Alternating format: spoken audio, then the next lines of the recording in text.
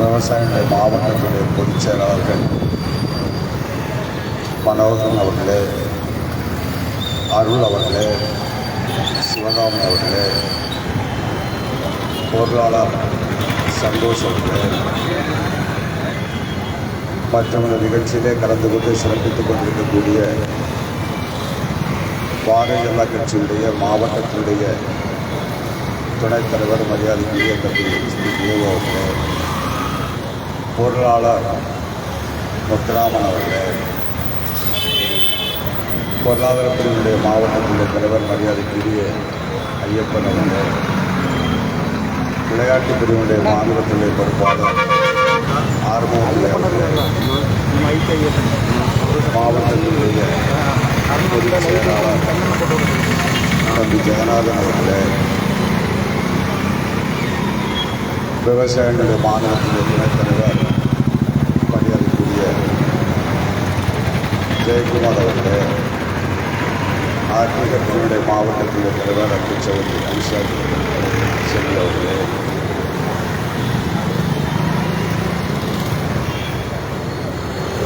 ஓபிசியினுடைய மாவட்ட தலைவர் மரியாதைக்குரிய குமாராஸ் அவர்களே, மழைநிலைய மாவட்ட தலைவர் அன்பு சகோதரி சத்யா அவர்களே, எஸ்சியடியுடைய மாவட்டத்தினுடைய தலைவர் மரியாதைக்குரிய மனோகரன் அவர்களே, மாவட்டத்தினுடைய பொதுச்செயலர் மரியாதைக்குரிய வினோத் அவர்களே, கலாச்சார பணியுடைய மாவட்ட தலைவர் சகோதரர் தேசகர் அவர்களே, விழுப்புரத்தினுடைய மாவட்ட தலைவர் மரியாதைக்குரிய சுபாஷ் அவர்களே, தமிழ் வளர்ச்சியினுடைய மாவட்ட தலைவர் மணிக்கணிகர் அவர்களே, முன்னாள் மாவட்ட தலைவர் மரியாதைக்குரிய அவர்களே, விவசாய மாவட்டத்தினுடைய துணைத் தலைவர் ராஜன் செயலாளர்கள் சிவகுமார் அவர்களே, ரமேஷ்குமாரன் அவர்களே மற்றும் இந்த நிகழ்ச்சியில் கலந்து கொண்டு சிறப்பித்துக் கொண்டிருக்கக்கூடிய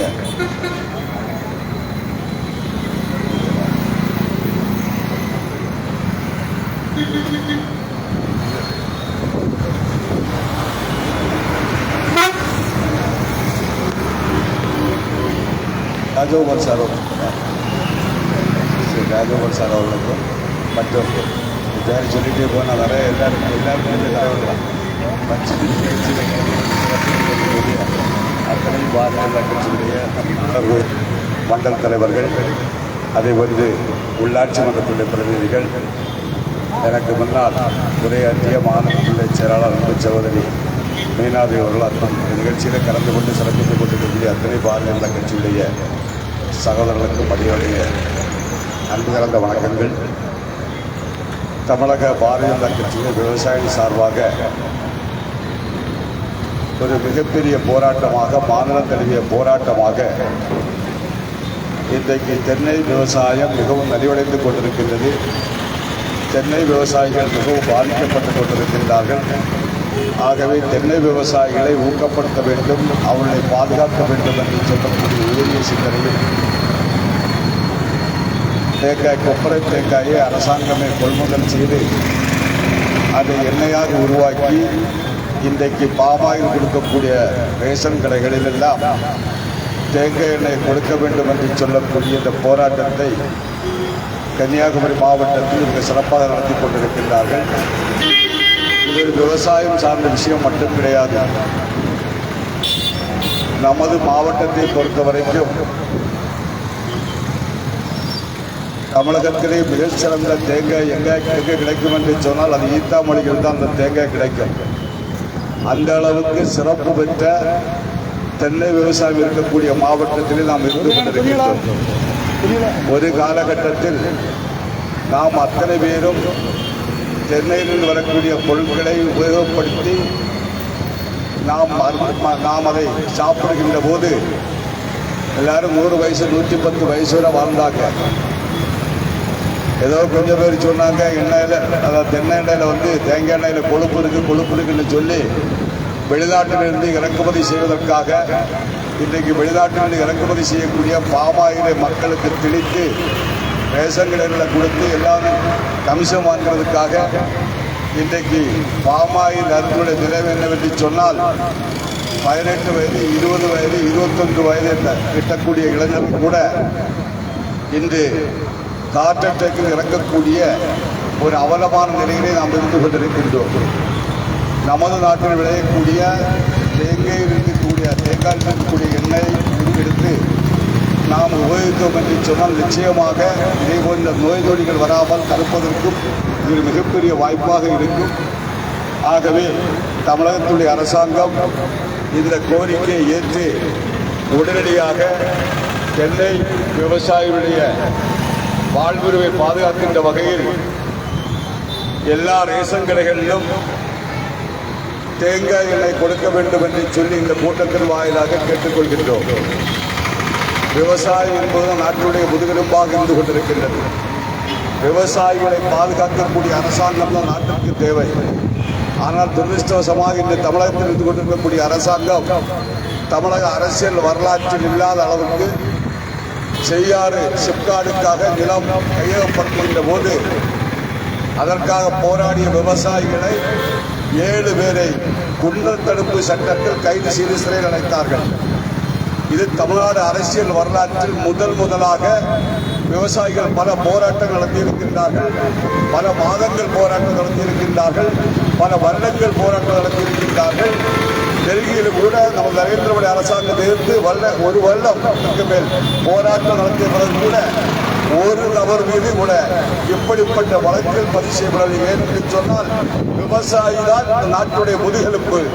விவசாயியை இந்த நாட்டிலே ஊக்குவிப்பதுதான் ஒரு அரசாங்கத்துடைய கடமை என்ற வகையில் இன்றைக்கு வர தமிழக அரசியல் சரி உலக அரசியலிலும் விவசாயி மீது குண்டர் தடுப்பு சட்டத்தில் வழக்கு பதிவு செய்த ஒரே ஒரு அரசாங்கம் இருக்கிறது என்று சொன்னால் இங்கு இருக்கக்கூடிய திராவிட மாடல் அரசாங்கம். அந்த 7 விவசாயிகளை குண்டர் தடுப்பு சட்டத்தில் கைது செய்த பிறகு நமது மாநிலத்துடைய தலைவர் அவர்கள் அதற்காக அறிக்கை விடுகின்றார்கள், அதற்காக போராட்ட களத்தில் வருவேன் என்று சொல்லுகின்றார்கள். அதன் பிறகு அதில் 6 பேரை விடுதலை செய்திருக்கின்றார்கள் என்று சொன்னால் இன்றைக்கு தமிழகத்தில் இருந்து கொண்டிருக்கக்கூடிய அரசாங்கம் ஒரு மிகவும் கேவலமான எல்லா துறைகளிலும் தோற்று போன ஒரு அரசாங்கமாக இருந்து கொண்டிருக்கிறது. நாடு முழுக்க எங்க பார்த்தாலும் கலவரம், கட்ட பஞ்சாயத்து, அடக்குமுறை, காவல்துறை வச்சு விஷயம் பார்த்தீங்கன்னு சொன்னா இங்கு தென் மாவட்டங்கள் தண்ணீரை தத்தளித்துக் கொண்டிருக்கின்றது. முதல்வர் புள்ளி போட்ட இந்தியாவுடைய கூட்டணி பேசுவதற்காக டெல்லியில் இருந்து கொண்டிருக்கின்றார்கள்.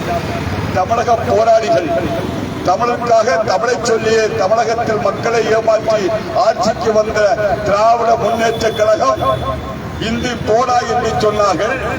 அங்கு இந்திய கூட்டணியில் இருந்து கொண்டு நிதிஷ்குமார் அவர்கள் இந்தியிலே பேசுகின்றார்கள். இந்தியிலே பேசுகின்ற போது தமிழில் மொழிபெயர்க்க வேண்டும் என்று சொன்ன போது நிதிஷ்குமார் சொல்லுகின்றார் போடா, இந்தி படிச்சுட்டு வாடா என்று சொன்ன போது கைகட்டி வாய்வாற்றிக் கொண்டிருந்த ஒரு திராவிட முன்னேற்ற கழகத்தான் இங்கே இருந்து கொண்டிருக்கின்றது. இங்கு திமுக காங்கிரஸ் கூட்டணி என்று சொல்லுகின்றார்கள், கம்யூனிஸ்ட் காங்கிரஸ் கூட்டணி என்று சொல்லுகின்றார்கள். இன்று கேரளாவில் வந்து பினராயி விஜயனுடைய யாத்திரை சென்று கொண்டிருக்கிறது. நீங்கள் பார்த்தீர்கள் என்று சொன்னால் சகோதரர்களை புரியும். கம்யூனிஸ்ட் கட்சியுடைய கூட்டாளி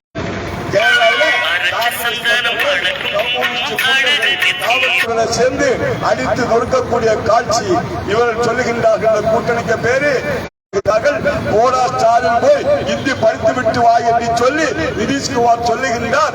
தமிழனுடைய உணர்ச்சி முக தலைவர் ஸ்டாலின் அவர்கள் கையை கட்டிக்கொண்டு வாயை பற்றிக் கொண்டு வருகிறார் என்று சொன்னால் தமிழக மக்களை தொடர்ந்து தமிழனை சொல்லி ஏமாற்றிக் கொண்டிருக்கக்கூடிய இந்த திராவிட அரசாங்கம், இந்த திராவிட மாடல் அரசாங்கம் தமிழகத்தில் அப்புறப்படுத்த வேண்டும்.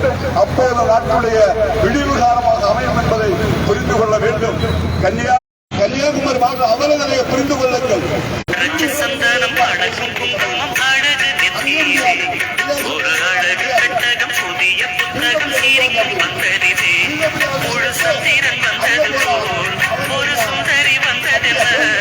ஒரு மந்திரம் செஞ்சது போல் பல மாயங்கள் தந்ததென்ன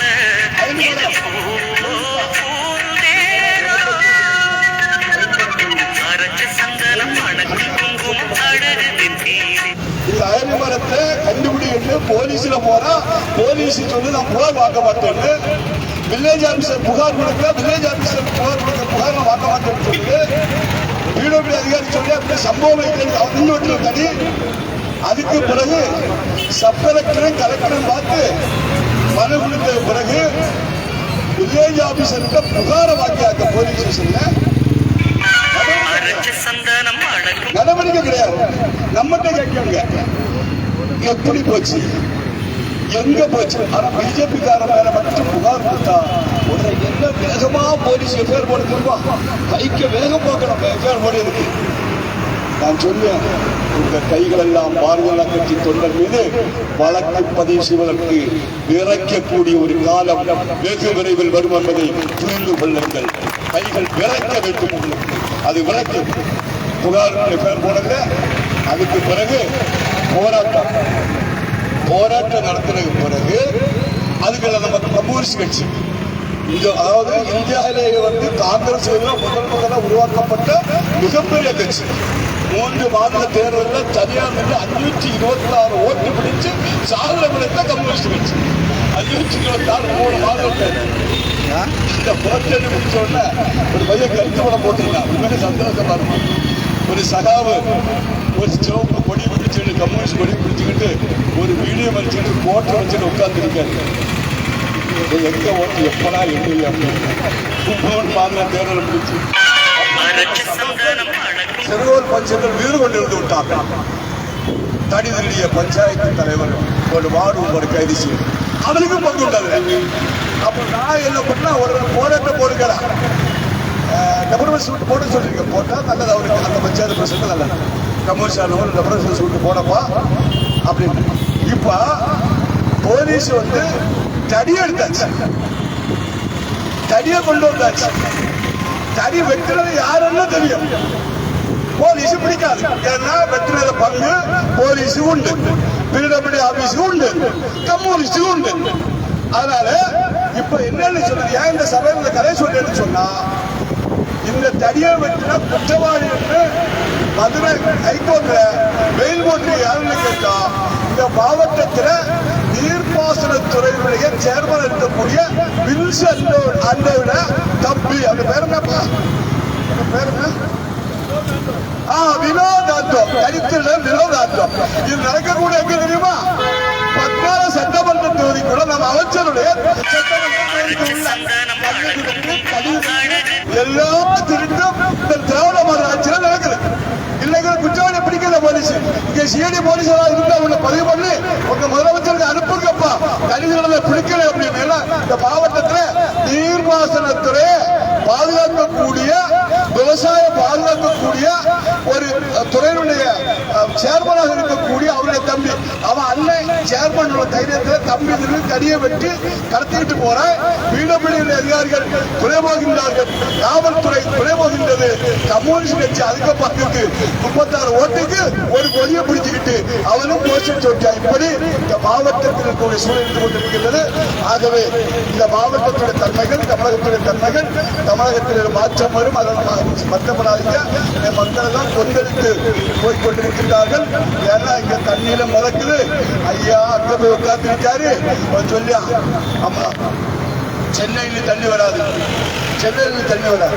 92 சதமானம் வேலை முடிந்தது. நிர்மலா சீதாராமன் கேட்டாங்க, நீ முடியுக்கு நேரமே சொல்ல 92 சதமானம், இப்ப சொல்லி 42 சதமானம், 50 சதமானம். நீ எவ்வளோ விழுங்குறான், எவன் விழுங்குறான்? 2 அமைச்சர் போனேன்.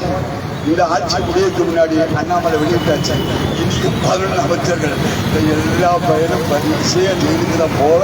அதில் கொள்ளாடிகளை நிப்பாட்டிக்கிட்டு எங்களுடைய விவசாயிகளை பாதுகாப்பதற்காக விவசாயிகளை